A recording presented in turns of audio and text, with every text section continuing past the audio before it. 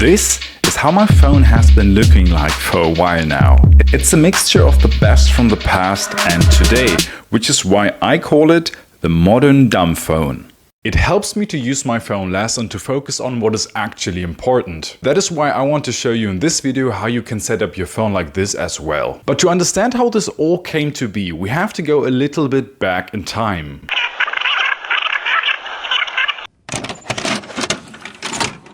There's money to be made in a wireless world, and lots of it. Right now, there are almost 500 million cell phone subscribers on the planet. The late 90s and early 2000s mostly have been the golden era of real dumb phones, as we would call them today. Finally, mobile phones got affordable enough that anyone could buy them. Finally, you could call people anywhere, anytime without carrying a callable brick all the time. Back then, these phones were a real help in the everyday lives of people. Besides mobile calling, texting became a thing.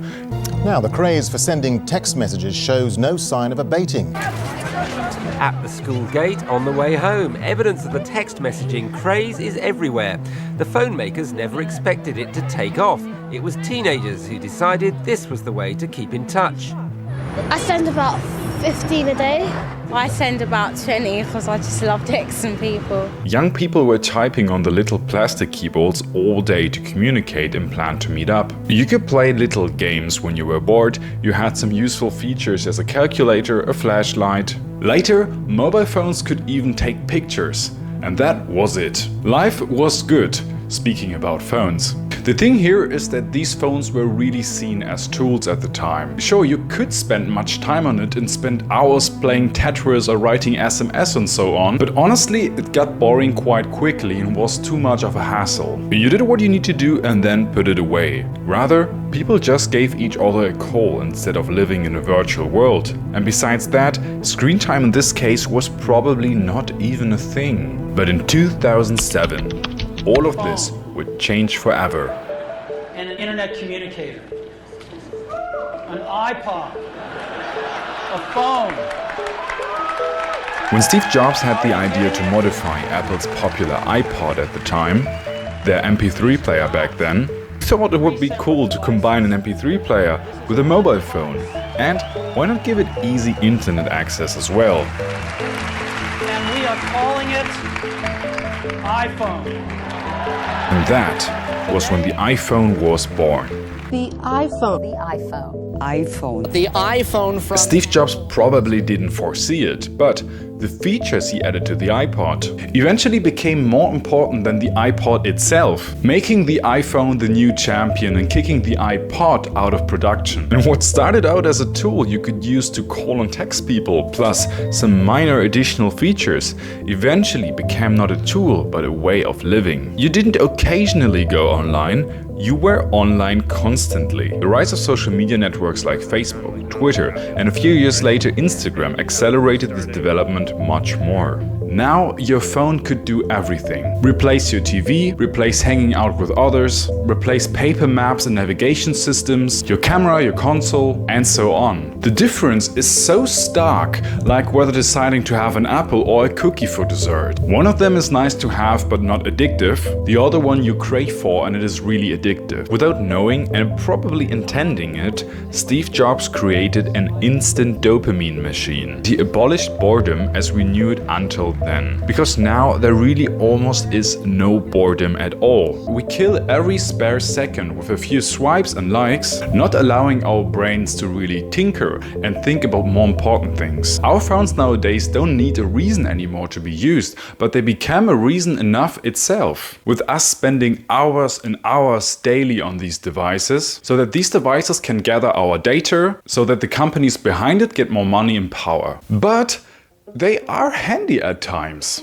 I would never go back to paper maps. Mobile banking is just so much better than back then. I can FaceTime people, I can make YouTube videos, stream music, learn languages, listen to audiobooks and so on. There are great things we can do on our phones and we all know it, but we're probably also all aware of the downsides that our phones come with. Which doesn't make it feel like a conscious compromise, but rather like being forced to use it in order not to miss out on the good stuff. So what do we do about it? My recommendation is to try to take back control of our digital lives and not do what is forced on us, but to think for ourselves what we actually really want and need from our phones. To do that, what exactly is so awesome about the good old Dumbphone?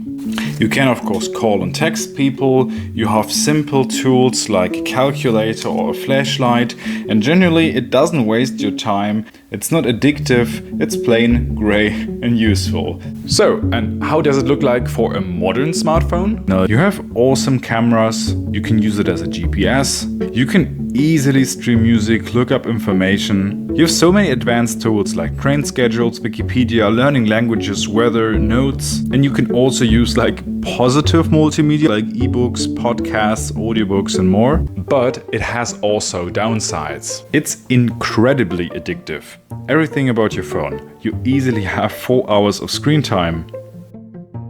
Social media, love it or hate it, but for many it's just plain unhealthy when used too much, because it fosters negativity, comparison with others and anxiety. Doom scrolling, you always hope for the next bit of dopamine, you scroll and lose the track of time. You're constantly distracted. Every 4 seconds there's a ping, your phone is vibrating and so on, so it's simply too many notifications. And it's not really a tool anymore. You don't need a reason to get your phone out of your pocket, the phone is a reason itself. You're constantly entertained, distracted, online and up to date. For each category I could find many more points, but what I can say for the record is that smartphones are useful indeed, but they can also be equally useless. Due to all the features we didn't sign up for but that still come with it no matter if we like it or not. My suggestion: take the best from the past, take the best from today and erase what we don't like. Of course, we won't be able to build a new phone per se from scratch or to code a new operating system, like both was attempted by the company Lightphone, but it's just crazily expensive when you keep in mind that real dumb phones nowadays cost just a fraction of it. Still, our phones offer us plenty of space for modifications, adaptations and customization. So this is what we're going to do here in order to go from this to this. And we're actually going to do this for Android and iOS, because the process is actually the same except for one tiny step. The first step is to deinstall almost all apps we have. Take a minute and decide what is really absolutely necessary for you to keep on your phone, and then delete everything else. One candidate you should delete initially in all cases are any social media apps. No TikTok, Instagram, and yes, even though you're probably watching this video on your phone, even YouTube, at least in the beginning. Later you can go ahead and reinstall apps if you think they're really necessary. The reason why we want to start from a blank phone is so that we don't keep anything unnecessary because, yeah, maybe I use it in the future. But rather notice that you need a certain already deinstalled app by feeling like you're lacking something. Then go ahead and install a simple launcher. We will do this for both Android and iOS. For Android, there are dozens of such launchers out there, and my go-to launcher is the O launcher. Simple launchers make your phone interface very minimalistic and basic, focusing on functionality rather than content overload. Most launchers will then let you put a handful of apps on the home screen so that you can access them quickly. And besides that, you have basic functionality like looking for apps by typing them in or swiping to the sides to make a call or open the camera and so on. All in all, minimal but basic features, but still quite pretty. For iOS, traditionally, it has always been very hard to install launchers and so on, but nowadays Apple is opening the doors more and more for apps to do exactly that. And one of them is the Blank Spaces Minimal Launcher for iOS. Unfortunately, I don't have an iPhone, so I can't show you it in person, but here's what the end result will look like on your iPhone. And again, the link is in the description, but there are more and more launchers like this for iOS, so just search Minimal Launcher in the Apple App Store and you're good to go. Then I would deactivate most notifications, except calls and texts, because this is what dumb phones also used to do. It did not bombard you with these notifications about whatever nonsense, but basically only when you got a call or when you got a message. And then I would go a step further and make my modern dumb phone more similar to a traditional dumb phone. Back then displays were really plain.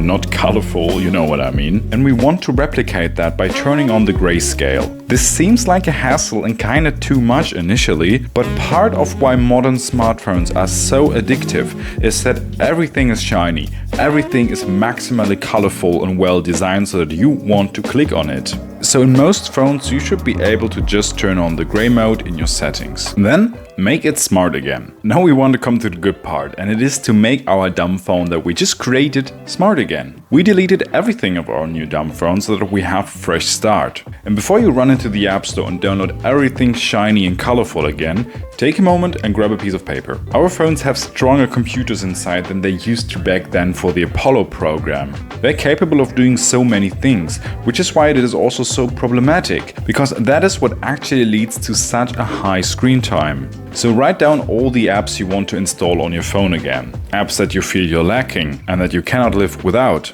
But most importantly, don't just call them apps, but tools. Write down every tool you think you need and next to it why you think you need it. This way you practice a form of so-called digital minimalism, a modern tech philosophy popularized by the book Digital Minimalism by Cal Newport that turns the question around, and instead of cramming every app and service and device into your life, he asks, what is the minimal amount of apps I need to go about my life optimally? Because after a couple of apps, there are decreasing marginal returns. Then download what you need and set up your phone as you like it. And there you go. You created your very own modern dumb phone. A tool that should serve you and not the other way around. I really hope that it will help you to use your phone more consciously and reduce your screen time. And actually to just put this fancy device away and live life in the offline world. The thing is that many people slowly start to fall back to their old habits again. They start to reinstall certain apps, they start to scroll for just a little bit longer, and whoops, your screen time is again where it used to be. And in order to prevent this, there are 4 principles you can use against this, and many techniques involved in each principle for reducing your screen time and actually keeping it down, that I shared in this video, so make sure to watch it.